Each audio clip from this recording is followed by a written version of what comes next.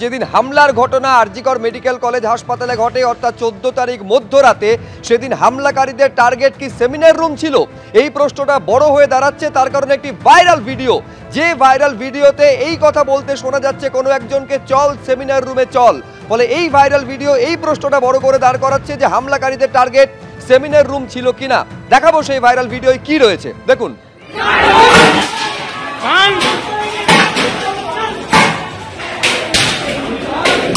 होते मारो होते हो गया चले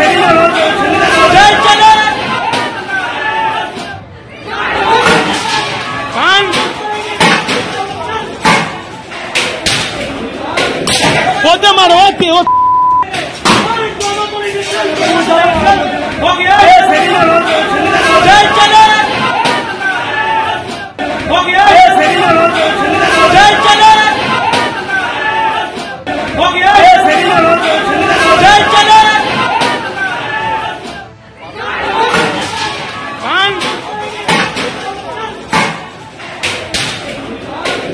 होते मारो होते हो गया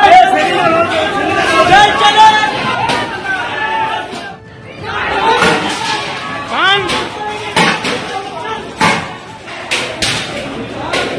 होते मारो होते हो।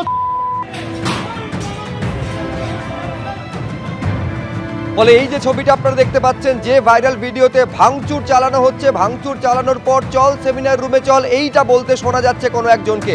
আরো বিস্তারিত আমরা এই নিয়ে জানবো, কথা বলবো আমাদের প্রতিনিধি অতনু হালদারের সঙ্গে। অতনু, একটা বিষয় তোমার থেকে জানতে চাইছি, আজকে পুলিশের তরফে সিপি প্রেস কনফারেন্স করলেন এবং সেখানে স্পষ্ট জানিয়ে দেওয়া হলো থার্ড ফ্লোর আনটাচ ছিল, কিন্তু এই ভাইরাল ভিডিও সামনে আসার পর এইটা প্রশ্নটা বড় হয়ে দাঁড়াচ্ছে যে আনটাচ তো ছিল, কিন্তু টার্গেট সেমিনার রুম ছিল কিনা। দেখো, একদম থার্ড ফ্লোর আনটাচ ছিল, এটা ঠিক, কিন্তু সেকেন্ড ফ্লোর অবধি যে দরজা বন্ধ করে রাখা ছিল সেই দরজা ওদিনকে দুষ্কৃতীরা ভেঙেছে।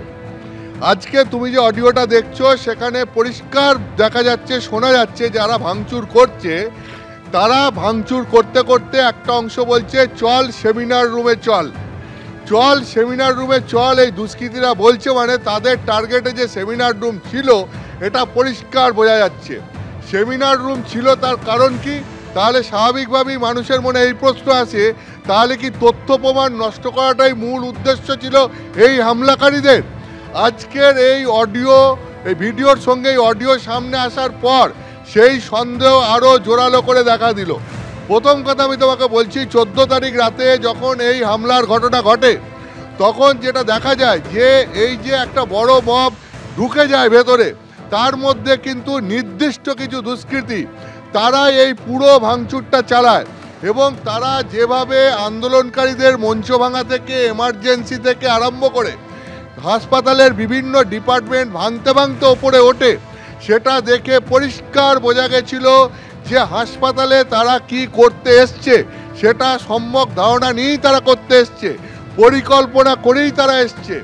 এই যে দুষ্কৃতীরা ওই দিনকে হাসপাতালে ভাঙচুর চালিয়েছিল তারা বিভিন্ন জায়গা থেকে ধরা পড়ছে, আমরা দেখতে পাচ্ছি, কিন্তু তাদের উদ্দেশ্য যে এক ছিল এবং তারা যে ব্রিফ ছিল প্রত্যেকে যে ভেতরে ঢুকে কি করতে হবে, ধরা পড়ছে বিভিন্ন জায়গার ছেলে, কিন্তু এদের মধ্যে যে একটা ওয়েল কোঅর্ডিনেশন ছিল, সমন্বয় ছিল, সেটা সেদিনের ঘটনা দেখেই বোঝা গেছে। এই যে বিভিন্ন জায়গার ছেলে বিভিন্নভাবে ঢুকে বিক্ষিপ্তভাবে ঘটনাটা ঘটিয়েছে, এটা কিন্তু ওই হামলাকারী দুষ্কৃতীদের যেভাবে তারা হামলা চালিয়েছে সেটা দেখে মনে হয়নি।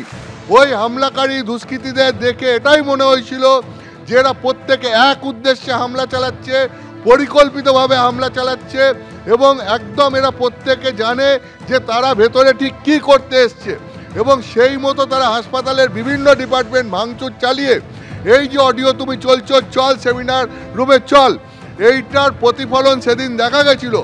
সেমিনার রুমটা তুমি জানো সেটা থার্ড ফ্লোরে, কিন্তু এই দুষ্কৃতীরা সেই দিনকে একদম মানে সেকেন্ড ফ্লোর অবধি উঠে গেছিল। সেমিনার হল, এই সেকেন্ড ফ্লোর থেকে সেমিনার হল, 4 তলার সেমিনার হলে যাওয়া, 3 তলা থেকে 4 তলায় যাওয়ার যে প্রথমে যে একটা দরজা ছিল সেই দরজাটা সেটাকে তালাবন্ধ করে সিল করে রাখা ছিল, সেটাকে তারা ভেঙে ফেলেছিল। সেটাকে ভেঙে পরের যে আর একটা দরজা সেইটা তারা ভাঙতে পারেনি। সেই দরজাটা ভাঙতে পারলে পরেই তারা সেমিনার হলে মানে ওই ফ্লোরে ঢুকে যেত, সেমিনার হলে পৌঁছে যেত। আর একটা দরজা, সেটাও ওই 4 তলার মুখে ছিল, 3 তলা থেকে 4 তলায় জায়গার ওই দরজাটা ভেতর থেকে বন্ধ ছিল, ফলে সেই দরজাটা তারা ভাঙতে পারেনি। কিন্তু এই 4 তলায় সেমিনার হলে যাওয়ার আগে পর্যন্ত 3 তলা পর্যন্ত এই দুষ্কৃতীরা পৌঁছে গেছিল। সেই ছবি আমরা সেদিনকে দেখিয়েছিলাম।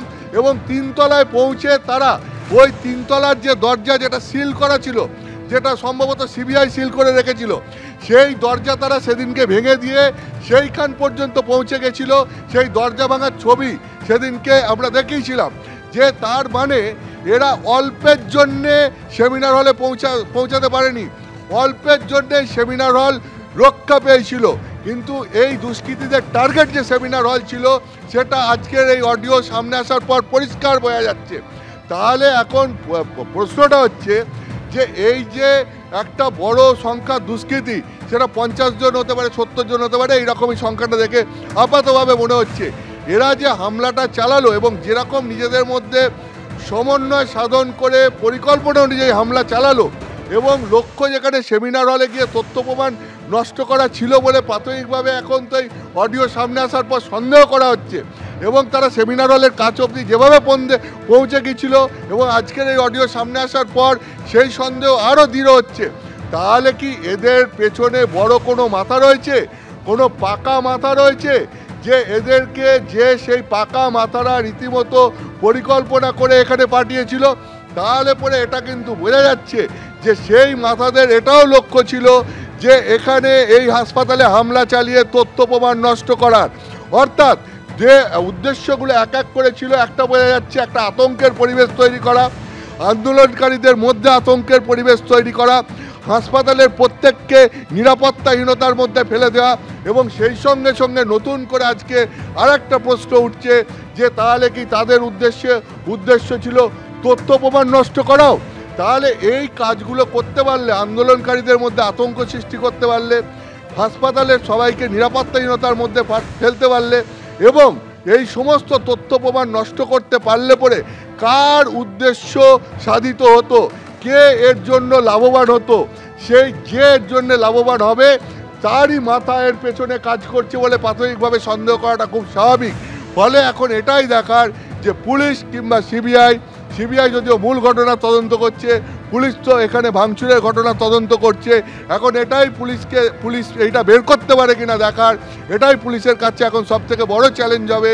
আমরা দেখবো এটা পুলিশ সামনে নিয়ে আসতে পারে কিনা, যে এই গোটা ঘটনা যারা ঘটালো তাদের পেছনে কাদের মাথা কাজ করলো এবং কি উদ্দেশ্যে তারা এই ঘটনা ঘটালো। উদ্দেশ্য সম্পর্কে একটা মোটামুটি আভাস পাওয়া গেলেও সেটা পুলিশ প্রতিষ্ঠিত করতে পারে কিনা, সেই বড় মাথাদের ধরে যারা এই দুষ্কৃতীদের পেছনে আছে, তাহলে পরে বোঝা যাবে যে ঠিক কী উদ্দেশ্যে এই ঘটনাটা ঘটানো হয়েছিল এবং কারা এই ঘটনার পেছনে রয়েছে।